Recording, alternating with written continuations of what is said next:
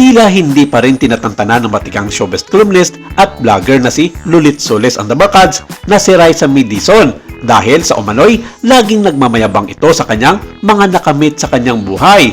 Isa na dito ay dahil na rin sa nakakapit ito sa isa sa pinakamalakas at kilalang non-time show na Eat Bulaga, kung saan sinabi ng huli na lalo raw lumaking ulo kumpara sa nagsisimula pa lamang ito gumawa ng kanyang karera sa showbiz ilang taon na ang nakakalipas.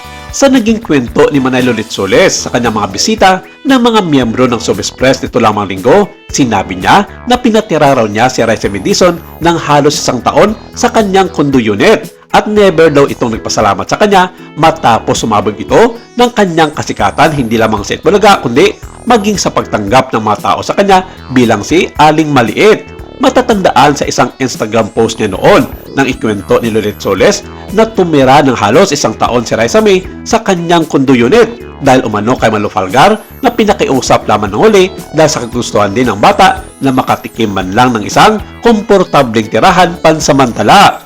Wala naman itong nabanggit kung anong taon na niraan ng batang aktres sa kanya at kung kaano ito katagal sa kanyang nasabing kondominium.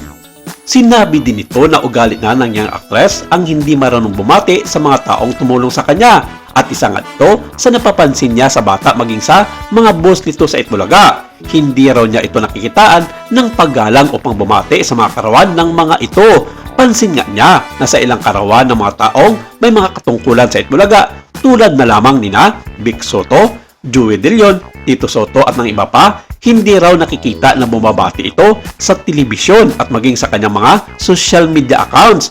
Maging noon habang nakatira raw si Raisa May sa kanyang kondo ay hindi nagagawang batiin siya sa kanyang kaarawan. Saad niya, ayoko sana IG ito pero hindi ko lang matiis malaman kung ano magiging sagot salbe. Alam mo ba na tumira ng halos 1 year na libre sa kondo unit ko si Raisa May ng Itbulaga dahil kay Malu Falgar? At ito pa ang masakit. Never nakaalala bumati ng birthday o Christmas. Never man lang nag-thank you, kaloka ha.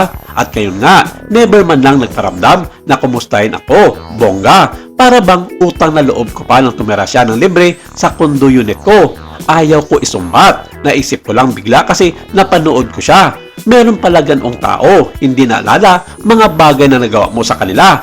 Basta ganoon na lang, parang hangin dumaan.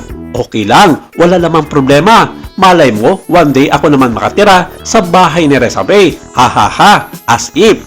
Nakilala si Raisa May ng manlalaw ito sa Little Miss Philippines ng Itbulaga noong 2012 kung saan ito ay nagbigay sa kanya ng malaking break sa kanyang showbiz career. As of writing and broadcast, wala pang payag ang actress o call sa payag na ito ni Manay Lulit Soles.